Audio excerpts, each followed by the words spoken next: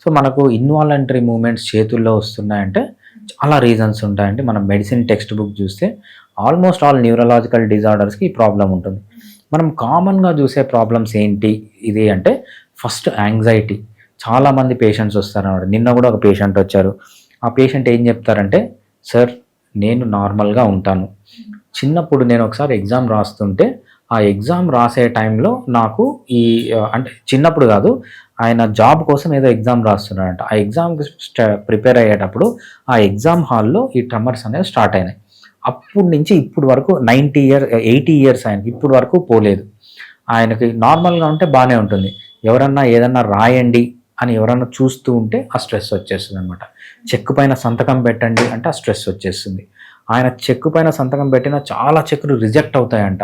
అది మ్యాచ్ గాక. Number 1 reason ఏంటంటే స్ట్రెస్ అనమాట. ఇంకోటేంటంటే deficiencies. Especially vitamin B12 deficiency. Vitamin B12 అనేది మన నరాల పైన చాలా ఎఫెక్ట్ ఉంటుంది. ఈ డెఫిషియన్సీ ఉన్నా గూడా ఈ ట్రెమర్స్ అనేవి వస్తుంటాయి. ఆ పేషెంట్‌కి చిన్నప్పటి నుంచి అంటే యంగ్ ఏజ్ అప్పటి నుంచి ఉన్న ఏవైతే ట్రెమర్స్ ఉన్నాయో వితిన్ 1 మంత్ కంప్లీట్‌గా హోమియోపతి ట్రీట్మెంట్ ద్వారా తగ్గిపోతాయి.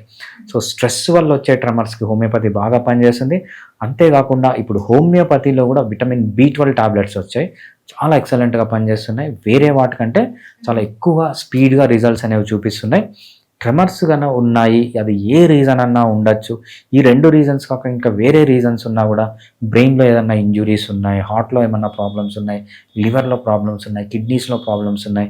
వీటి వల్ల ట్రెమర్స్ వచ్చినా గూడా homeopathy is the best medicine.